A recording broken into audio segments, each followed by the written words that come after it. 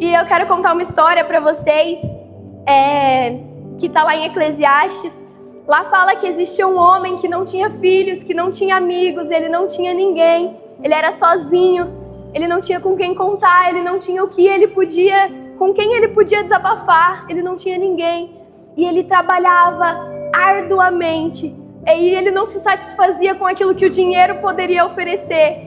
E isso acontece porque o dinheiro é tão fútil, o dinheiro é tão passageiro, e tudo aquilo que a gente conquista enquanto a gente está aqui é tão passageiro. Em um momento de fragilidade de saúde, a gente percebe ainda mais o quanto nós precisamos de amigos, ainda mais o quanto nós precisamos da nossa família perto, o quanto nós precisamos de conexão. Amém? E nós somos a família de Deus. Então que isso seja gerado de forma abundante no nosso meio também. Essa união, essa comunhão, essa preocupação que nós podemos ter uns com os outros. Amém?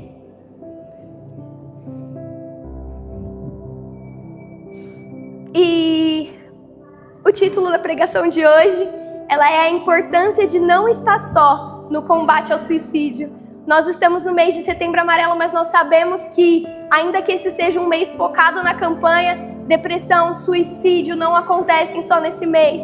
Então eu declaro em nome de Jesus que todas as sementes que forem geradas aqui hoje, que elas permaneçam e que elas continuem gerando fruto para o ano inteiro, em nome de Jesus. E falando nisso, existem muitos motivos que levam uma pessoa a cometer suicídio. E existem alguns fatores de risco que aumentam as chances disso acontecer. E a solidão é um deles. Então muitas coisas acontecem ao longo da nossa caminhada. Às vezes a gente vai ser ferido por alguém, às vezes a gente vai ser rejeitado por alguém. Às vezes, assim como esse homem da história, a gente não vai ter com quem contar. E aí, numa tentativa até de se proteger, a gente acaba se isolando, a gente acaba se excluindo. E a solidão é um fator de risco muito alto para o suicídio. É por isso que hoje a gente fala sobre a importância de não estar sozinho. E o que é a solidão? A solidão é basicamente, como o nome diz, é estar sozinho. E não só fisicamente, mas você se sentir sozinho. Porque às vezes a gente tem pessoas ao nosso redor, mas a gente sente que não tem com quem contar. Que a gente não tem quem a gente possa chamar para desabafar, para pedir um conselho. Então a solidão, ela não é só física, ela é uma solidão percebida, é uma solidão mental também. Então é uma condição de desconexão da pessoa com as outras, seja ela física ou seja ela de novo apercebida. E existem muitas formas de sentir solidão. E às vezes o próprio meio coloca isso pra gente. A DM Church é uma igreja aqui do distrito do Capão Redondo e nós sabemos a realidade da nossa vizinhança. Nós sabemos que nós somos uma igreja que não à toa o nome diz além da margem, nós estamos à margem da sociedade. Mas os olhos de Deus vê algo além da margem. Ele vê algo além do que é possível, além do que o meio pode determinar para nós, amém? Então, a gente sabe que existem algumas limitações que a gente ainda tem na nossa região. Políticas, culturais, econômicas, nós sabemos disso. Mas o reino de Deus chegou nesse lugar. E isso pode ser mudado. Nós, enquanto ADM, acreditamos numa transformação de todas as esferas da sociedade ao nosso redor. E nós lutaremos incansavelmente por isso, dia após dia, todos os dias. E quando a gente fala de prevenção ao suicídio, muitas vezes a gente pensa, é só chamar a pessoa, deixar a pessoa desabafar, ou falar, trazer essas pautas, quando na verdade não. Tudo é prevenção ao suicídio. Tudo que traz qualidade de vida para as pessoas é prevenção ao suicídio. A igreja é um fator de proteção ao suicídio. Cuidar dos órfãos e das viúvas, como a Bíblia nos orienta, é um fator de proteção ao suicídio. Tratar da fome, valorizar os empreendimentos da nossa região é um fator de proteção ao suicídio. Defender o direito à moradia, lazer, saúde, cultura, educação é também um fator de proteção ao suicídio. Então, quando nós, enquanto igreja, cuidamos do nosso bairro, seja orando, seja pintando a calçada, seja varrendo, nós estamos fazendo um ato profético de prevenção ao suicídio também. Então, que nós, enquanto igreja, possamos ter esse despertar de cuidado pela região que o Senhor nos confiou. E que isso aconteça de uma forma inteira por todos nós. Amém? E existem muitos dados que falam sobre o suicídio.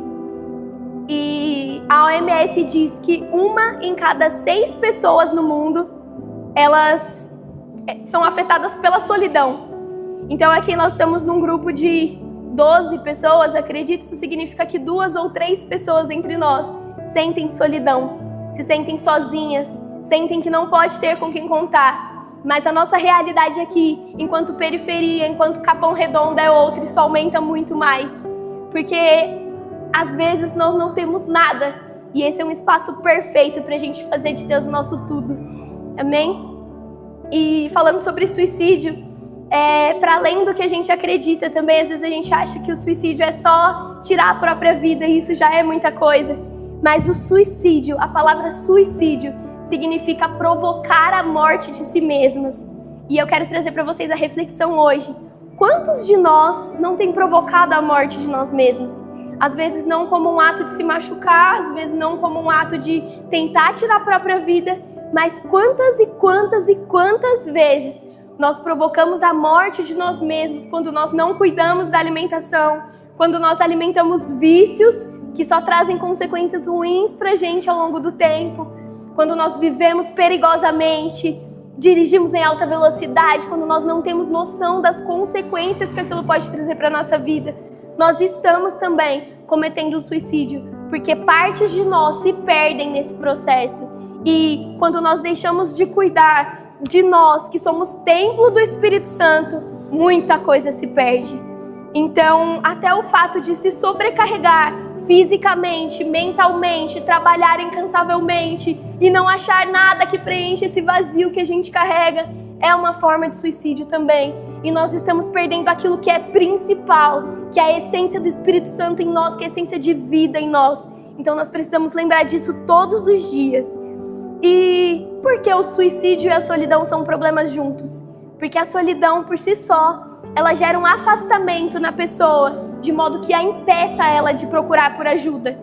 E a Organização Mundial da Saúde traz um dado também, que é muito urgente, principalmente para nós enquanto igreja, que 90% dos casos de suicídio poderiam ter sido evitados se a pessoa tivesse com quem contar. Poderia ter sido evitado com uma mensagem nossa de: oi, você tá bem? Posso ir na sua casa? Às vezes a pessoa vai falar: tá tudo bem. Mas para além disso, a gente tem que acessar o coração da pessoa, a mente da pessoa. E a palavra nos ensina a importarmos-nos com os desejos uns dos outros, com o que o outro está sentindo, com o que o outro está pensando. Então eu oro em nome de Jesus por esse despertar nosso enquanto igreja também, para que a gente se preocupe mais uns com os outros e não somente com a nossa própria família. Que esse lugar de culto não seja um lugar onde a gente chega, onde a gente ouve uma palavra e onde a gente sai passivo como se nada estivesse acontecendo. Gente, quantas vezes nós olhamos para o lado e nós não sabemos o que cada pessoa passa. Nós olhamos para o lado e nós não sabemos como nós podemos ajudar uns aos outros o que a pessoa precisa. Às vezes ela não precisa de nada que vá te custar financeiramente, mas uma escuta ativa, um acolhimento, um eu tô junto, vamos junto. Isso é tudo que precisa. E também a Organização Mundial de Saúde diz que a cada 40 segundos uma pessoa comete suicídio e ela tira a sua própria vida. E para cada suicídio, existem pelo menos 10 tentativas anteriores. Então a pessoa sobrevive a uma tentativa e ela vai reincidindo, ela vai tentando de novo, até que ela consegue. E isso entra também em a pessoa vai perdendo parte delas nessa tentativa. Ela vai perdendo partes dela. E quantas vezes existem pessoas perto da gente que tem reincidência de tentativa de suicídio o tempo todo. E a gente não olha e a gente não enxerga essas pessoas. Então a gente precisa olhar mais para o lado, a gente precisa entender que nós somos a família de Deus. Nós somos a família de Deus e isso compete a nós. É responsabilidade minha que vocês estejam bem. E é responsabilidade de cada um de vocês que vocês estejam bem também. Então como nós podemos servir melhor uns aos outros? Quero deixar essa reflexão para agora de manhã. E um dado gritante também é que o ano de 2024 bateu o recorde histórico de internações por lesões autoprovocadas intencionalmente, que incluem as tentativas de suicídio. E esse número passa de mais de 800 mil casos consumados.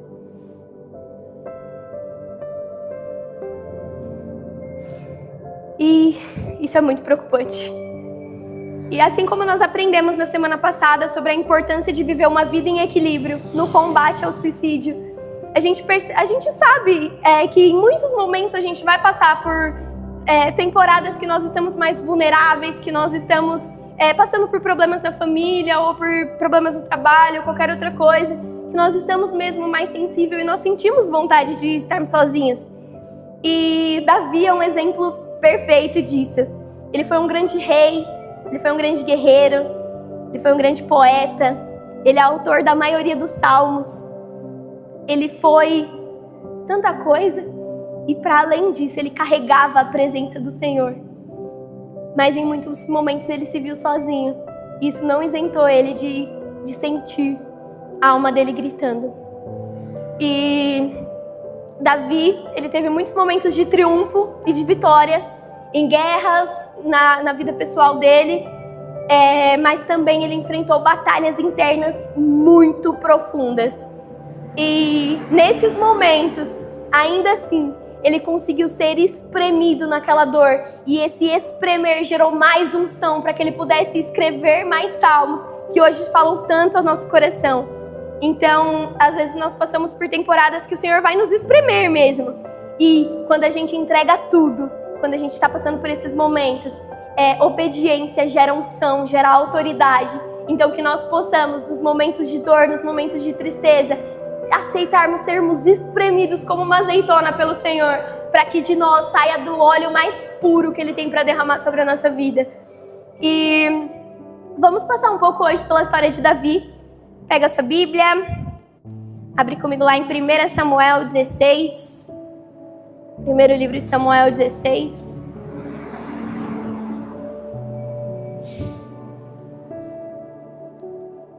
1 Samuel 16, nós vamos ler do versículo 11 ao 13. Quem achou diz amém. Quem não achou, misericórdia.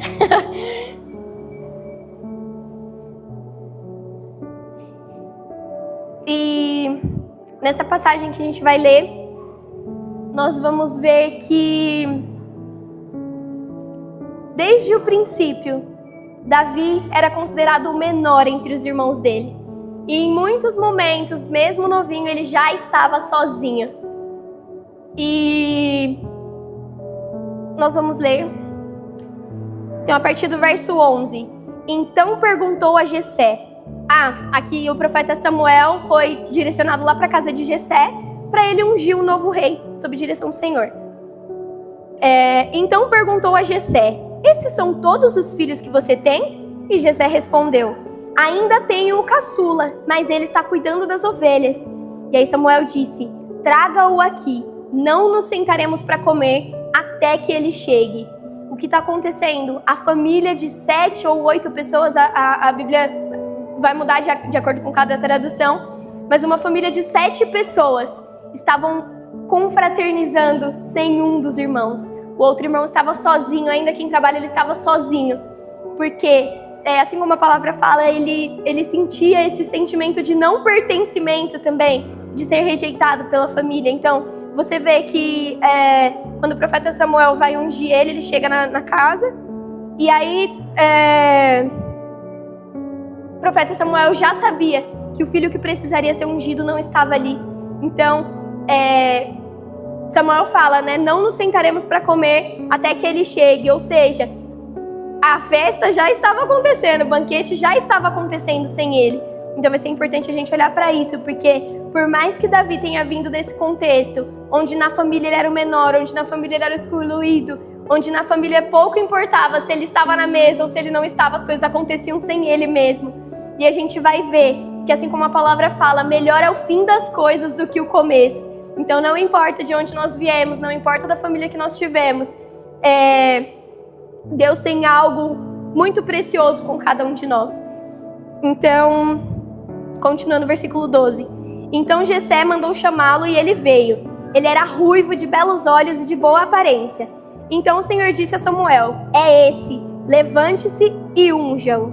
Samuel então apanhou o chifre cheio de óleo e o ungiu na presença dos seus irmãos. E a partir daquele dia, o Espírito Santo apoderou-se de Davi. E Samuel voltou a Ramá.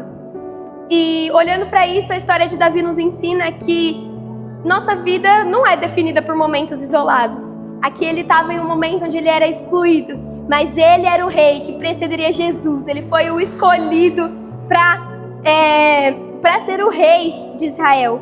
Então, a gente vai ver ao longo da história de Davi que Davi teve a oportunidade de ter alguns amigos. E a gente vai falar um pouco deles, porque os amigos nos ajudam a passar por essas fases. E a palavra fala também, né, que é melhor ter companhia do que estar sozinho, porque maior é a recompensa do trabalho de duas pessoas. Se um cair, o amigo pode ajudá-lo a levantar, mas pobre do homem que cai e não tem um amigo para levantá-lo.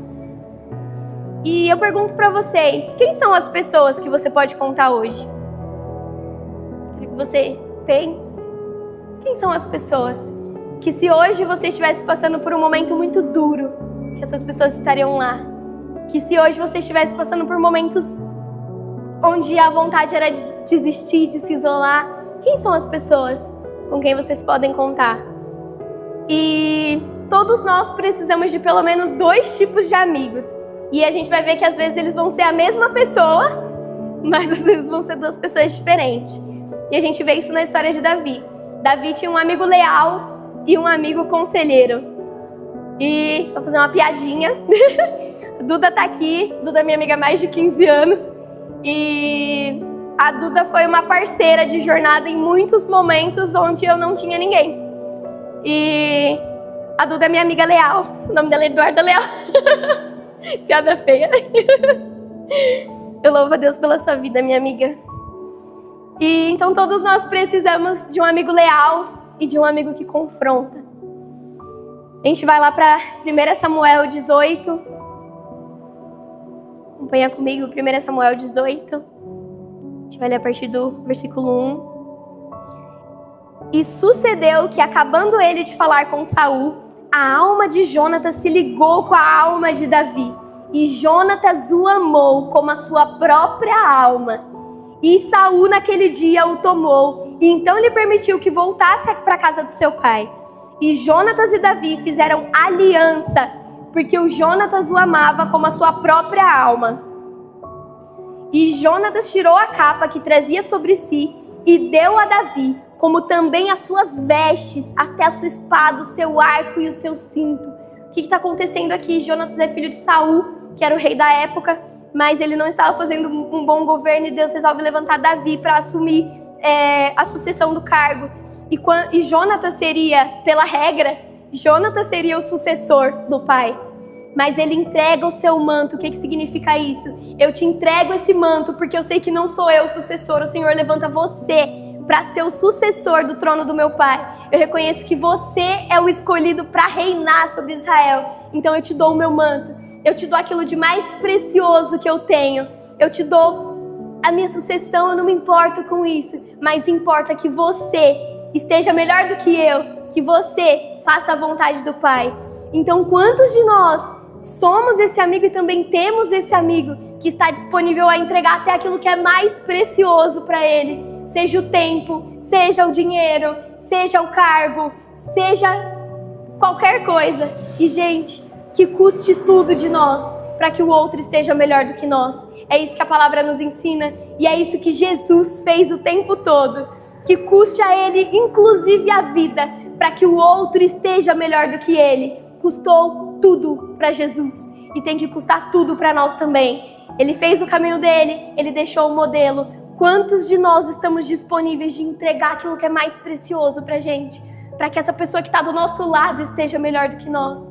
Às vezes não precisa ser um amigo íntimo, mas nós, enquanto igreja, temos que estar dispostos a doar tudo para que o corpo de Cristo esteja melhor. Então, ainda sobre Jonatas, Jonatas era uma pessoa que se conectou com a alma de Davi. Ele foi esse amigo leal, esse amigo necessário, esse amigo fiel, esse amigo que estava ali para todas as horas. Então, Jonatas também era um amigo que ajudou Davi a encontrar forças em Deus. Mais pra frente, não precisa abrir em 1 Samuel 23:14, fala que Davi permaneceu nas fortalezas do deserto e nas colinas do deserto de Zif. Dia após dia, Saul o procurava tentando matar ele, porque ele era uma ameaça. Mas Deus não entregou Davi em suas mãos. Quando Davi estava em Horésia, no deserto de Zif, soube que Saul tinha saído para matá-lo. E Jonatas, filho de Saul, foi falar com ele em Horésia e o ajudou a encontrar forças em Deus. Não tenha medo, disse ele. Meu pai não vai colocar as mãos em você, porque você será rei de Israel, e eu lhe serei o segundo em comando. Até meu pai sabe disso. E os dois fizeram um acordo perante o Senhor. E então Jonatas foi para casa, mas Davi ficou em Horésia. Que fidelidade, gente. Que lealdade. Que entrega. Para além de uma amizade, isso é ser família de Deus. E essa é a nossa realidade. E para além de alguém que ajuda a encontrar forças em Deus, quantos de nós temos ou somos um amigo que lembra você da sua identidade, do seu chamado, que lembra você que essa estação que você está vivendo, ela não é para sempre, que lembra você o porquê você está fazendo as coisas, porquê você começou, para quê, para quem? Quem é esse amigo? Será que nós podemos despertar como um amigo leal hoje? Então, em tudo, Jonatas se mostrava confiável. Ainda que aquilo não trouxesse ganho nenhum para ele, trazia para o amigo dele, então isso mais importa. E todos nós precisamos de um amigo leal. Um amigo de compromisso duradouro, um bom guardador de segredos, um confidente. Todos nós precisamos de um ombro amigo. E a gente vê também que existe aquele amigo que nos traz confronto. E é diferente de nos trazer conforto. Quem tem um amigo desse? O confronto dói, mas o confronto cura. Mais do que só te ouvir, passar a mão na sua cabeça, um amigo que confronta é um amigo que te ama. E Natan era o amigo que confronta, como a palavra diz, como um ferro afiando ferro mesmo. E Davi caiu em pecado, ele matou Urias para ficar com a mulher dele, Batseba. E aí, lá foi o profeta Natan confrontar Davi. A gente vai ler em 2 Samuel 12. Abre sua Bíblia comigo, 2 Samuel 12. A gente vai ler a partir do primeiro versículo.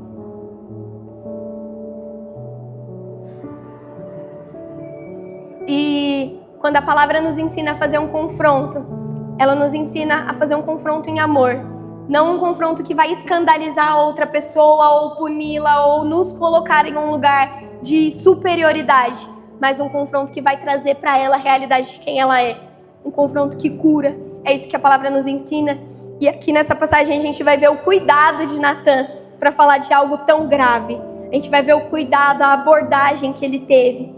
Então, 2 Samuel 12, verso 1 diz: E o Senhor enviou a Davi o profeta Natan. Ao chegar, ele disse a Davi: 2 homens viviam... Ele contando uma história imaginária. Não é sua, viu, Davi? Aqui não acontece. 2 homens viviam numa cidade. Um era rico e o outro era pobre.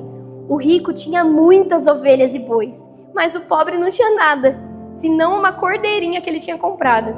E ele a criou e ela cresceu com ele e com seus filhos. Ela comia junto dele, bebia no seu copo e até dormia nos seus braços. Era como uma filha para ele. Certo dia, um viajante chegou à casa do rico. E esse não quis pegar uma de suas próprias ovelhas ou dos seus bois para preparar uma refeição. Em vez disso, preparou para o visitante a cordeira que pertencia ao pobre. Então Davi se encheu de ira contra o homem e disse a Natan: Juro pelo nome do Senhor que o homem que fez isso merece a morte.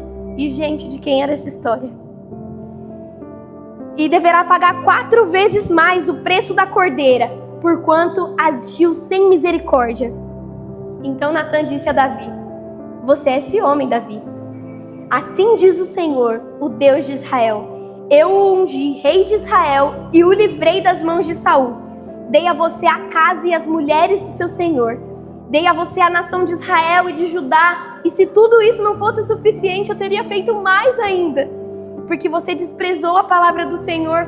Por que você desprezou a palavra do Senhor fazendo aquilo que Ele reprova? Se você tinha tudo.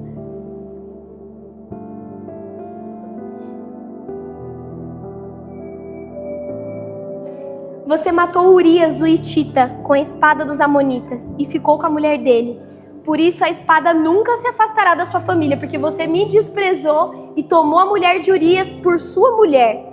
E assim diz o Senhor, de sua própria família trarei desgraça sobre você. Tomarei as suas mulheres diante dos seus próprios olhos e as darei a outro. E ele se deitará com elas em plena luz do dia. Você fez isso às escondidas, mas eu o farei diante de todo Israel em plena luz do dia. Então Davi disse a Natã, pequei contra o Senhor. E Natã respondeu, o Senhor já perdoou o seu pecado, você não morrerá. Então um amigo que confronta é um amigo verdadeiro, que tem coragem de nos oferecer a verdade. E aqui a gente vê o profeta Natã não somente trazendo confronto para provocar arrependimento em Davi, mas quando isso acontece, ele lembra, o Senhor já te perdoou. Porque Deus é um Deus misericordioso. Então, para além disso, Deus tinha uma unção específica sobre Davi. Então, mesmo que isso cause desconforto, nós precisamos de um amigo que confronta. Então, nós precisamos de um amigo leal e nós precisamos de um amigo que confronta. E quantos de nós temos esses dois tipos de amigos? E, para além disso, quantos de nós somos esse tipo de amigo? Será que quando um amigo te procura hoje, ele pode confiar em você? Ou você é alguém que vai contar os segredos dele? Como quem não quer nada? Será que as pessoas podem abrir e confessar pecados para você? Quanto nós temos sido bons confidentes para as pessoas? Então, o próprio exemplo de Jesus. Vocês acham que Jesus precisava de amigo para fazer alguma coisa, gente? Ele era Deus. Mas ainda assim, ele escolhe os seus discípulos para passar um legado para eles, mas também porque ele queria nos dar de modelo que a gente precisa caminhar com amigos. E a gente viu que Jesus tinha os discípulos mais próximos e que tudo ele fazia em grupo, em comunidade, em amigos. Lá quando ele envia os 72 discípulos para pregar o evangelho, ele faz com amigos. Então ele manda as pessoas de duas em duas para que elas tenham um ao outro. Porque é melhor o trabalho de duas pessoas, porque se uma cair, a outra ajuda a levantar. E Jesus diz o tempo todo que os discípulos, na verdade, eram amigos. Eles não eram só pessoas que absorviam de um ensinamento que ele tinha. Eles eram amigos. Era com eles que Jesus contava para ir no monte orar de noite. Era com eles que Jesus contava para ajudar a servir ao ministério deles. Quantos de nós estamos disponíveis para servir o ministério dessas pessoas que estão ao nosso redor? Quantos de nós sabemos qual é o chamado de cada um que está perto de nós? Isso é importante. Porque numa hora de fraqueza, somos nós quem vamos ser o amigo que confronta e que vamos lembrar, Deus te chamou para isso. Essa é a sua identidade. Isso que você está pensando de você é mentira. Quantos de nós somos esse amigo?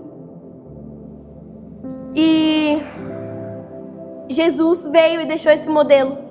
Mas desde o princípio, antes da fundação das coisas, a Trindade já funcionava em amizade, nos deixando como exemplo que, mesmo sendo Deus, as três pessoas da Trindade, cada uma tinha a sua função. E cada um fazia com que tudo funcionasse perfeitamente. Então, assim é com o corpo de Cristo também. Cada um de nós carrega um chamado, uma identidade e uma função. Mas é papel de nós todos, o ministério da reconciliação. O que é isso? É não somente viver em comunhão uns com os outros, se preocupando com os interesses uns dos outros e colocando eles à frente dos nossos, mas também é a gente reconectar as pessoas com o chamado que elas carregam, a gente lembrar as pessoas a identidade que elas carregam, e é responsabilidade de nós todos ter esse olhar para o outro. Então, nós, enquanto corpo de Cristo, cada um tem uma função que completa o outro. Vocês conhecem alguém que é bom em todas as coisas? Uns vão ser bons em falar, outros vão ser bons em fazer, outros vão ser bons em construir, outros só em dar ordens. Quantas vezes o coração de uma obra, o engenheiro que projeta uma obra, não sabe não sabe construir um tijolo? Então, cada pessoa foi chamada para uma função. E essa é a beleza do corpo de Cristo, quando as funções se unem para que venha o reino de Deus. Então, nós precisamos estar nessa mesma visão, nessa mesma união. E união não significa somente estar junto, mas significa a medida e proporção de cada um de nós, quanto nós estamos dispostos a entregar o mesmo tanto juntos. Quanto cada um de nós estamos dispostos a entregar aquilo que a gente é bom juntos, na mesma medida. Que custe para todos o que custe para um só. Deus não nos chamou para sermos sombra do ministério de ninguém, mas nós carregamos sobre nós, assim como Davi, uma unção especial para algo específico e que só nós carregamos, a outra pessoa não vai ter. Então, quando Paulo fala que quando uma das partes está machucada, todo o resto tem que se mobilizar para que essa parte esteja bem, para que o corpo funcione em harmonia e faça cumprir a grande comissão de ir por todas as nações, de ponta a ponta, levando o evangelho e levando dessa verdade que nós carregamos e despertando nas pessoas o chamado delas, o propósito que elas carregam. É a nossa missão enquanto igreja. Deus nos fez para isso. Então Paulo escreve lá em 1 Coríntios, abre comigo, 1 Coríntios 12, vamos ler a partir do versículo 12.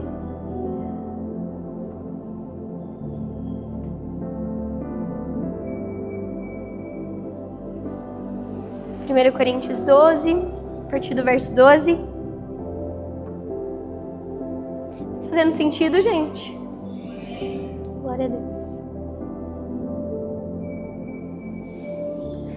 Amém. Então, a partir do verso 12, porque assim como o corpo é um e tem muitos membros, e todos os membros desse corpo, sendo muitos, são um só corpo, assim como Cristo também é. Pois todos nós fomos batizados em um único Espírito, formando um corpo, quer judeus, quer gregos, quer servos, quer livres, e todos temos bebido de um Espírito. Se o pé disser, por que eu não sou uma mão? Porque eu não sou uma mão, eu não sou do corpo. Não será por isso do corpo? E se a orelha disser, porque eu não sou um olho, eu não sou do corpo? Não será por isso do corpo? Se todo o corpo fosse olho, onde estaria o ouvido? Se todo fosse ouvido, onde estaria o olfato? Mas agora Deus colocou os membros no corpo, cada um dele como ele quis. Assim, pois, há muitos membros, mas um só corpo. E o olho não pode dizer para a mão, eu não preciso de você. Nem ainda a cabeça pode dizer aos pés, eu não tenho necessidade de vocês. Antes, os membros do corpo, que parecem ser os mais fracos, são muito mais necessários, porque sem eles o corpo não sobrevive. Verso 23. E os que reputamos serem menos honrosos do corpo, a esses honramos muito mais. E aos que em nós são menos decorosos, demos muito mais honra. Porque os que em nós são mais nobres não têm necessidade disso. Mas Deus assim formou o corpo, dando muito mais honra ao que tinha falta dela. Para que não haja divisão no corpo, mas antes tenham os membros de igual cuidado uns com os outros. Repete comigo, de igual cuidado uns dos outros. De maneira que se um membro padece, todos os membros padecem com ele. E se um membro é honrado, todos os membros regozijam-se com ele. Repete comigo de novo. Se um membro é honrado, todos, mais alto, todos os membros se regozijam com ele. Ora, vós sois o corpo de Cristo e os seus membros em particular. Você pode declarar comigo, eu sou o corpo de Cristo. Eu sou o corpo de Cristo. E eu entendo o meu papel. Amém. Nós não vamos ser bons em tudo, ADM. Mas, como a palavra fala, nós devemos servir uns aos outros conforme o dom que recebeu, como bons dispenseiros da graça multiforme de Deus. Quantos de nós tem conseguido dispensar multiformemente com aquele dom que Deus nos deu. O Senhor te chamou para fazer algo específico que é só você que pode fazer. E não adianta, por mais que eu tente, por mais que vocês tentem, a gente nunca vai conseguir fazer a função do outro. E enquanto igreja, isso é muito urgente também quando a gente tenta fazer o papel do outro. Seja por status, seja por qualquer outro motivo. Isso é muito grave. Porque nós estamos deixando de ser aquilo que nós fomos feitos para ser. Mas sabe qual é a urgência disso? É que às vezes é mais fácil a gente se ocupar do papel do outro, porque a gente deixa de se responsabilizar pelo nosso. E quantos de nós estamos disponíveis para ter um amigo que nos confronta nesse sentido? Quantos de nós vivemos uma vida inteira cuidando dos outros e nos esquecendo de cuidar de nós? Quantas vezes, gente, nós esquecemos do principal? Deus não quer aquilo que a gente pode fazer. Ele não quer uma ministração, Ele não quer só um louvor, Ele quer o nosso coração. E quantos de nós estamos disponíveis para pulsar no ritmo daquilo que Ele deu para nós? Para pulsar no ritmo do chamado que Ele deu para nós? E para encorajar o corpo de Cristo, para que todos estejam bem, cada um na sua função. E até mesmo, como diz aqui, os que se sentem menores. Eu sou menor porque eu sirvo em qualquer outra coisa, porque eu sirvo café. São os mais honrosos diante de Deus, desde que feitos aquilo que foram chamados para fazer. Então, a gente vai ver o tempo inteiro que a Bíblia nos traz muitas verdades sobre a igreja.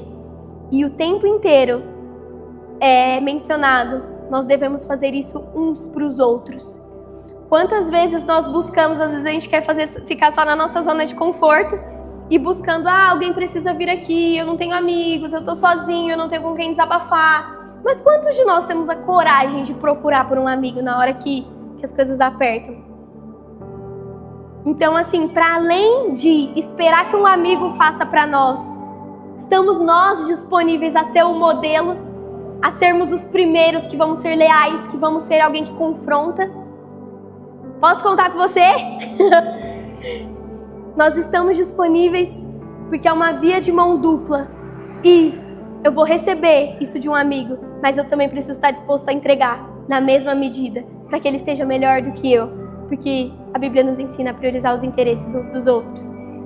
Então, às vezes, por muitos motivos, enquanto eu orava, eu sentia muitas coisas sobre isso da igreja. Porque às vezes, por muitos motivos, cada um aqui de nós carrega uma história. E às vezes, ao longo da vida, nós fomos passando por lugares que nos feriram. Às vezes é uma ferida que vem lá da família e que vai só se repetindo nas outras relações.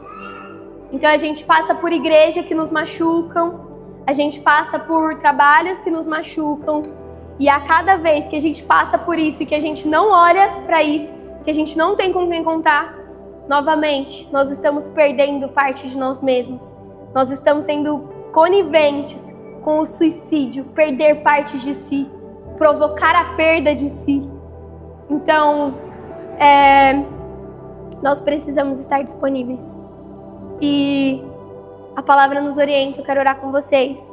Eu vejo um mover do Espírito Santo muito forte nessa manhã, do sentido de nos curar de feridas que ficaram, com lideranças que nós tivemos, com irmãos da igreja que nós tivemos, com pessoas do nosso trabalho que nós tivemos, com amigos da escola, com qualquer tipo de relação, na relação familiar. Deus quer curar as nossas feridas hoje. E às vezes você contou um segredo para alguém e essa pessoa te escandalizou. Às vezes você foi silenciado na sua dor. Às vezes você tentou falar, mas não tinha quem ouvisse. E enquanto corpo de Cristo, eu peço perdão para cada um de vocês pelas vezes que a igreja foi omissa. Pelas vezes que a igreja não foi um lugar confiável, mas um lugar de fofoca. Eu peço perdão para todos vocês. E pelas vezes que a igreja que era para acolher fez um esforço para que você ficasse pior do que você chegou. Pelas vezes que a igreja não foi um hospital. Pelas vezes que você entrou numa igreja esperando um conforto, você recebeu confronto de uma forma dura não de uma forma saudável, mas de uma forma que te paralisou em muitas coisas, de uma forma que criou camadas no seu coração para que outras pessoas não acessassem. Existe cura disponível para tudo isso.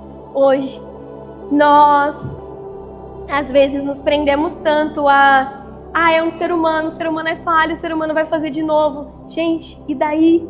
Nós precisamos ensinar também uns aos outros a ser leal e a ser um amigo que confronta. E às vezes, a pessoa pode ser o mais dura que for, o mais fechado que for, cada um carrega uma história. Cada um carrega uma história. E eu quero que vocês olhem agora ao redor de vocês, essas pessoas que estão aqui. Olhem atentamente no olho de cada pessoa que está aqui. Todas.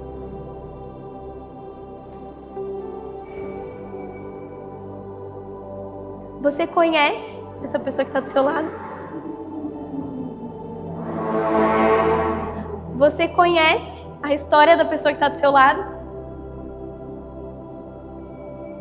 Quantas vezes você se preocupou em olhar para além de um sorriso, em olhar para além do serviço? Os talentos são importantes, é verdade, mas Deus quer o nosso coração. E Ele quer que a gente olhe para além do talento. Ele quer que a gente olhe o coração. Às vezes a pessoa que está do seu lado está sorrindo, está fazendo, está ativa, mas como ela está? Será que nós nos importamos com isso? Será que nós nos importamos em visitar uns aos outros? Será que nós nos importamos como está a mãe, como está o pai, como estão os filhos dessas pessoas que estão aqui ao nosso redor? Não precisa me responder. E isso é para mim também. Mas quantas vezes essa semana nós mandamos mensagens uns para os outros? Pelo que eu posso orar por você? Vamos tomar um café? Você precisa que eu te sirva em algo? Gente, esse é o nosso chamado enquanto igreja. Às vezes a forma como nós vamos servir uns aos outros é indo na casa da pessoa e dando uma faxina. Isso é ser igreja.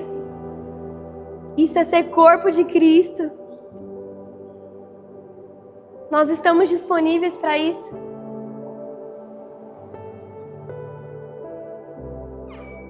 Existe uma cura muito específica do Espírito nessa manhã. E Ele quer reconstituir relacionamento aqui nessa manhã. Deus é um Deus relacional. E o principal propósito dele é que nós estejamos reconectados com Ele e com a família de Deus, que somos todos nós. A palavra fala que a partir do momento que nós aceitamos e confessamos a Jesus como nosso único Salvador, nós ganhamos o direito de nos tornarmos filhos de Deus. E o que isso significa? Se somos filhos, somos família. E se somos família, é o nosso dever que os nossos irmãos estejam bem.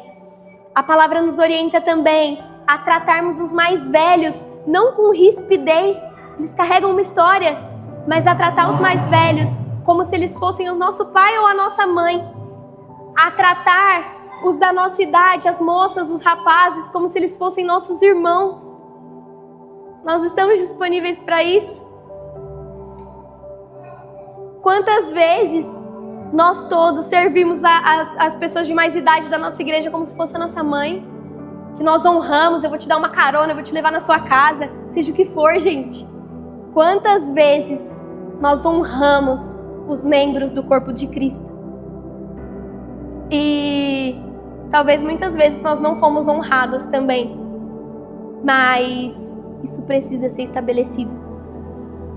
E eu declaro desse mover hoje sobre a DM Church, porque eu quero orar com vocês, mas antes de tudo, a palavra nos ensina a levar as cargas uns dos outros. E antes de finalizar essa mensagem,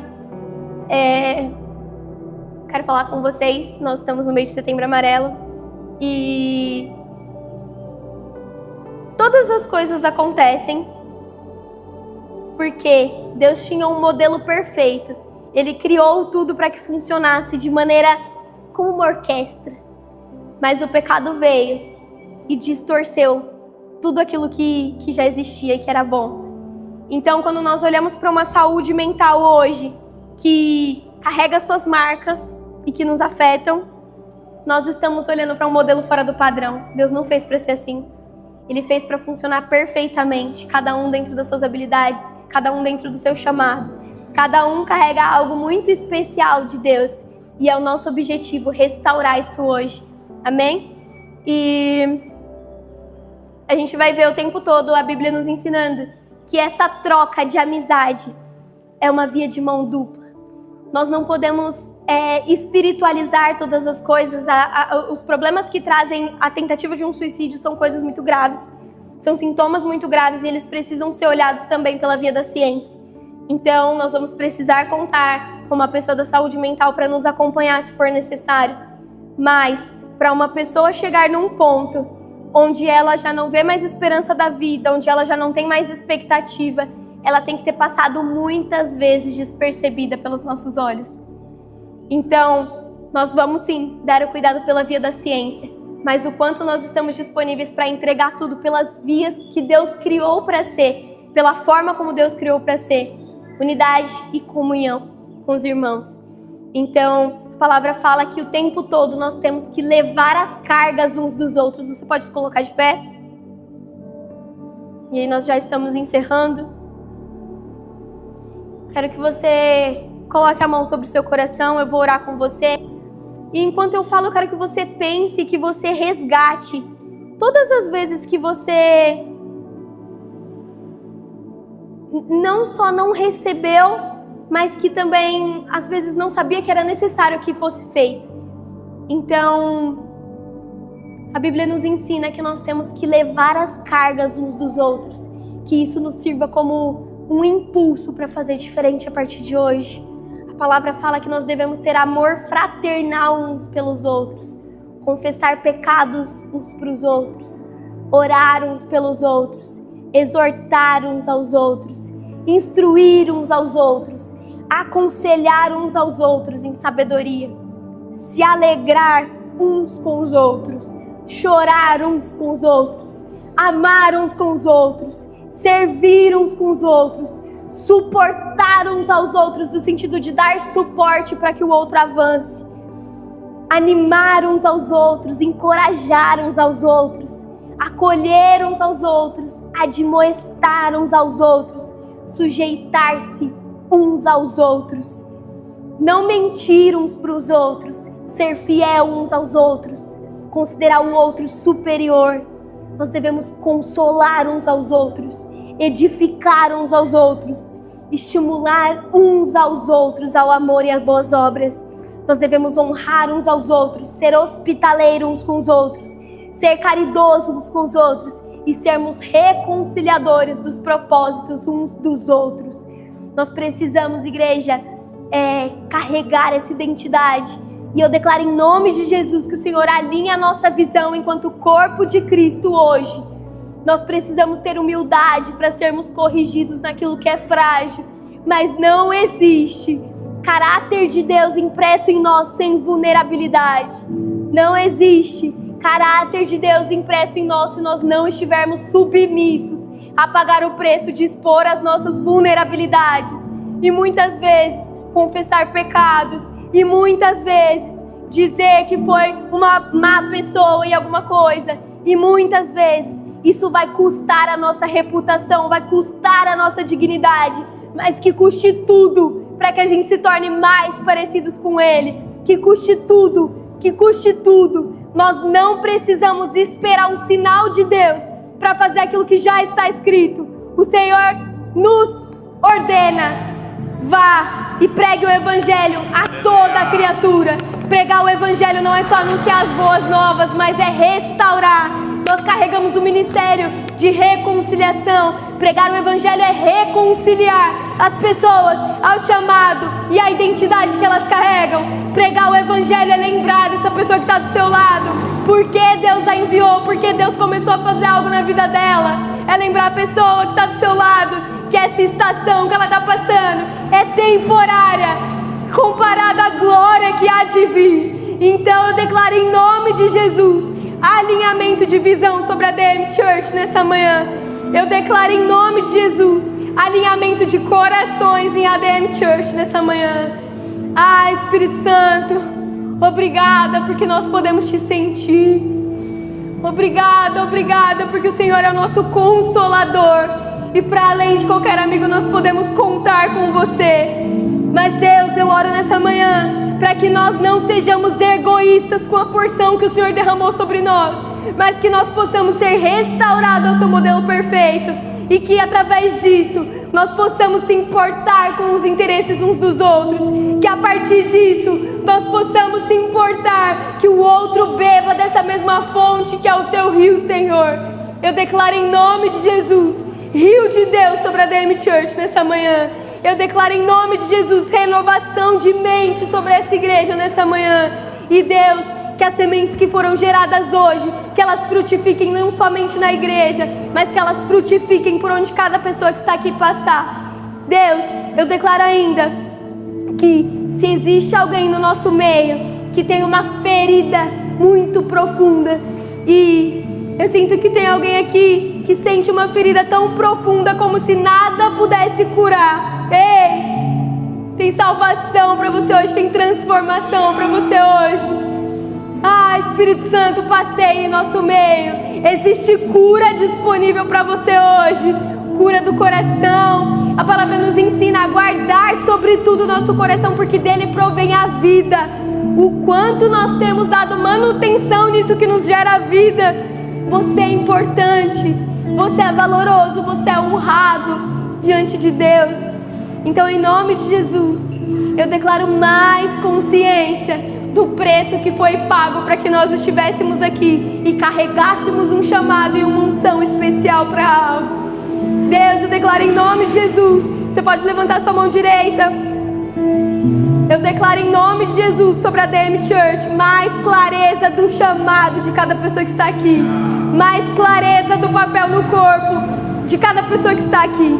E que, Senhor, ao longo dessa semana, não pelas minhas palavras, mas pela Tua presença manifesta, as pessoas vão começar a sentir algo diferente no coração e na mente. As pessoas vão começar a destravar para o chamado que o Senhor as colocou, ó Deus. E eu já posso ver com os olhos espirituais o Senhor movendo tudo para que as pessoas cumpram o papel delas no corpo. Para além, Jesus, de servir a igreja, mas que o Senhor desperte cada pessoa que está aqui para servir ao Teu reino, Deus, em todas as esferas que forem ocupadas aqui.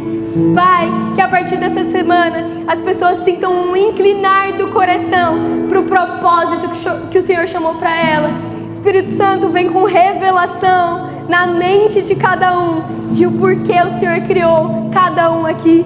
Deus, cada pessoa que é amada, que o Senhor nos ajude enquanto igreja a honrar a vida de todas as pessoas que estão aqui, Senhor, independente do papel, independente do talento, que o Senhor encontre o coração de cada um aqui, ó Deus, e que o Senhor dê para cada um o senso de preocupação uns com os outros, o senso de cuidado e de serviço, assim como Jesus nos ensina, que nós possamos gastar tempo, talento e tesouro uns com os outros. Em nome de Jesus eu declaro cura para a mente nessa manhã.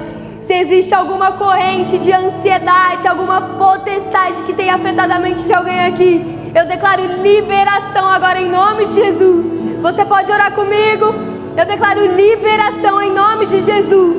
De cadeias que paralisam, elas não têm poder no nosso meio. Isso é o que a Tua palavra nos garante, que quando a luz chega, as trevas precisam sair. Então, Jesus, eu declaro nessa manhã liberdade ao cativo, cativo de pensamento, cativo de coração. Eu declaro: você é livre, você é livre, você é livre. Mais Espírito Santo, mais Espírito Santo, mais Espírito Santo. Senhor, encontre lugar nos nossos corações e na nossa mente, porque é o Senhor quem governa sobre eles. Em nome de Jesus.